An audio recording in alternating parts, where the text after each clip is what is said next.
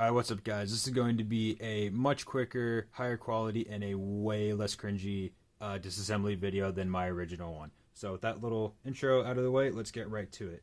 To disassemble your Galil, it's pretty simple. You're just going to need a couple tools.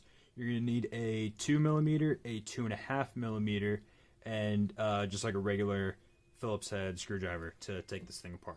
Alright. So first thing you're going to want to do is you're going to want to take off the top cover here. It's pretty simple. You're just going to press in this button right here, lift up and out. And go ahead and set that aside. Next thing you want to do is you're going to want to take off the charging handle here. Just press in that same button just a little further, and it'll slide out of the little track that it rides in. And take it out like that, and set it aside. Next, you're going to want to take off the front gas tube here. It's not going to matter if you have the railed one like I do or the original one that came with your gun. It all comes off the same way. You're just going to take it, slide it out, and it'll come out of the little track that it rides in. Go ahead and set that aside. Alright, next thing you want to do is take off the handguard here. If you have the railed one like I do, there's an extra screw holding that in place, and that's where that 2.5mm hex head comes in. If not, you're still going to have this little cam locking pin. You're just going to rotate it up and just kind of wiggle it out of place. Just make sure you don't lose this, because it's necessary to hold the handguard in. So once you take that out, you're going to slide the little, it's kind of like locking bracket here out of the way. And that 2.5mm hex head I talked about is right here. You're just going to take that out, and it's going to come out like that. And then this little plastic piece is also going to come off with it. And then when you have both those out, your whole handguard is going to come out. Go ahead and set that aside. Alright. Next, you're going to want to take off the pistol grip here. That's held in just by a regular Phillips head screwdriver, nothing fancy. Just get one that fits, and unscrew the take the screw out and remove the pistol grip. Alright.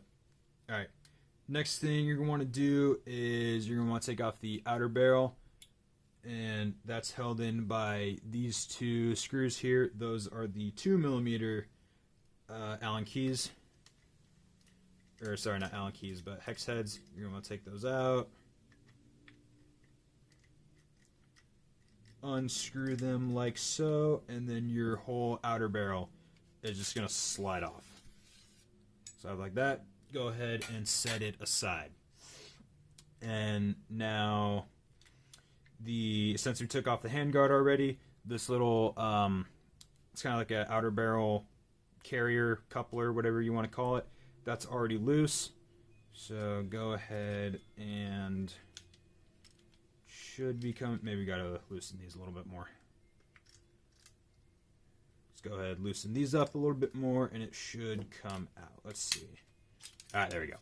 So go ahead and take that out, set it aside, and now with all those out of the way, you can go ahead and take your outer barrel out, just kind of rock it forward, and it'll, come on, work with me here, and it'll slide out of the receiver like that.